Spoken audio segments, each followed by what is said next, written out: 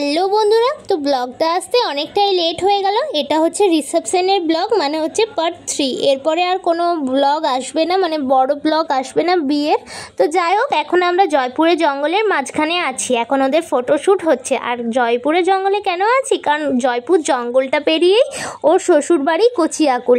তো এখন তো অনেক সানাই টানাই বাজছে, এখন ওর অনেক নিয়ম টিয়ম আছে। কিন্তু আমি মনে মনে ভাবছিলাম যে আমি কখন একটু রুম পাবো, মানে একটু রেস্ট নিতে পারবো। আমার শরীরটা প্রচণ্ড টায়ার্ড হয়ে গিয়েছিলো, কারণ গাড়িতে চাপা সেরকম আমার অভ্যাস নেই, আর অভ্যাস থাকলেও আমার বমি হয়। তো যাই হোক, আমার গাড়িতে চাপতে একদমই ভালো লাগে না।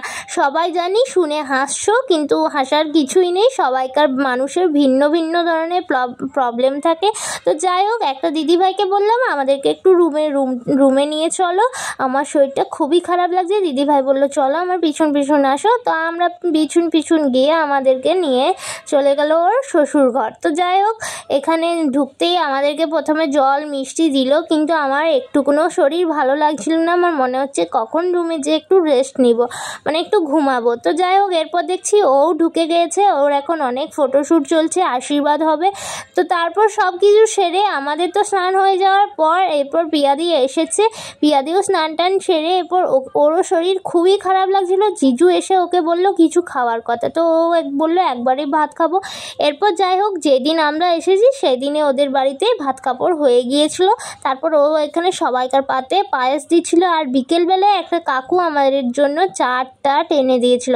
কিন্তু খেতে একটুকুনো ভালো লাগছিল না, কারণ শরীরটা খারাপ ছিল, কোনো খাবারই রুচি হচ্ছিল না খেতে। তারপর পরের দিন সকালবেলায় স্নান টান সেরে দুপুরবেলায় এখন আমরা ভাত খেতে বসে গেছি। আজকেই রিসেপশন। প্রিয়াদির মেকআপ আর্টিস্ট আসার আগেই ও আমার চুলটা করে দিয়েছিল, মিনি ব্লগে অবশ্যই দেখেছো। আর এখন এত বাতাস দিচ্ছিল, আর আমার খুব গরমও লাগছিল বলে আমি ঝড়ের সামনে যেয়ে দাঁড়িয়ে গেছি। আমার চুলমুল একবারে উড়ে একাকার হয়ে গিয়েছে। এটা হচ্ছে ওর শ্বশুর, মানে ওর রুম, ছাদের উপরে ওর রুম। তারপর মেকআপ আর্টিস্ট চলে এসেছে, ওকে সুন্দরভাবে সাজিয়ে দিয়েছে। আগের দিনের তুলনায় আজকের সাজটা ওর খুবই ভালো লাগছিল ওকে। তো যাই হোক, তারপরে ও নিচে চলে এসে অনেক ফটোশ্যুট করছিল। আজকে তো ও সেলিব্রিটি মানুষ, ওর কত ছবি উঠছে। ওর সাথে ছবি তোলার জন্য পরপর লাইন দিয়ে লোক দাঁড়িয়ে আছে। এরপর অনেক কাকু কাকিমারা এরপর ওকে গিফট দিবে আর ওর সাথে ছবি তুলবে। আমি খুব টায়ার্ড ছিলাম বলে আমি ওর পাশে একটা চেয়ার রাখা ছিল, সেখানেই বসে বসে ব্লগ করছি। তারপর শুনতে পেলাম যে কোনাজাতির লোকরা চলে এসেছে, তাই ছুটতে গেলাম নিজের বাড়ির সবাইকার মুখ দর্শন করার জন্য। মনে হচ্ছে দেখে অনেক দিন পর সবাইকে দেখছি। সবাইকার এরকম হাসি মুখ দেখে আমার মনটা ভরে গেল। সবাইকে এখন ওয়েলকাম ড্রিঙ্কস দিচ্ছে আর প্যাকেটে মিষ্টি দিচ্ছে।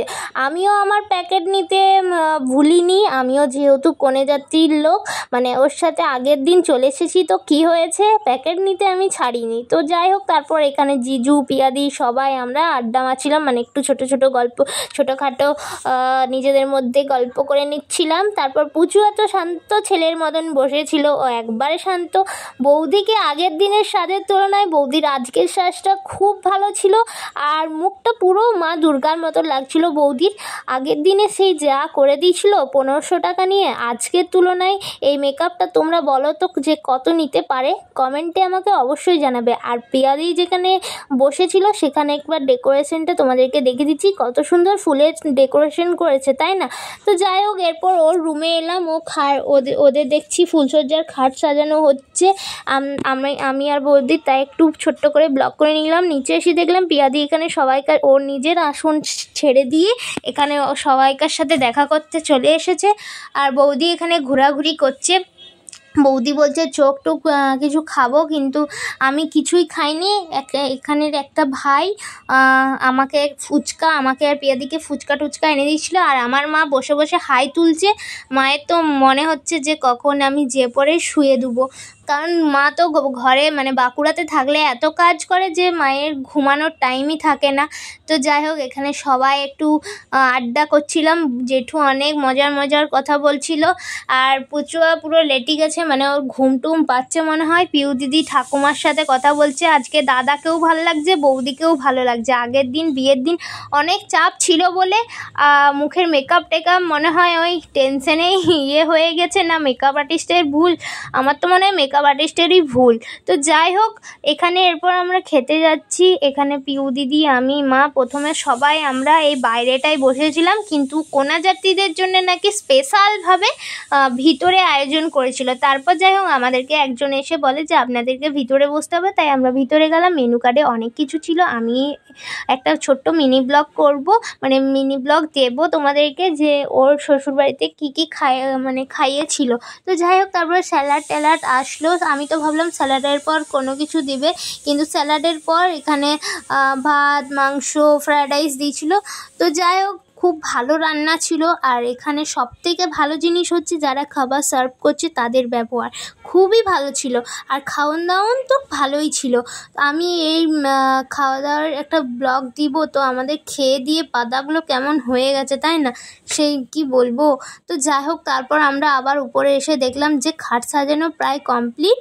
এরপর পিয়া দিদিকে সবাই আমরা বাই বাই বলে সবাই চলে যাচ্ছি। পিয়াদির হালকা মনটা মনে হয় খারাপ হয়ে গিয়েছিল। তারপর যাই হোক, ওরা এখনও খায়নি। আমরা যাওয়ার পর ওরা নাকি খেতে বসবে। তারপর আমরা বেরিয়ে গেছি। আমাদের বাস যেখানে ছিল সেখানে আমি তো ভেবেছিলাম বাসে উঠেই বমি করব, কিন্তু একদমই বিশ্বাস করো করিনি।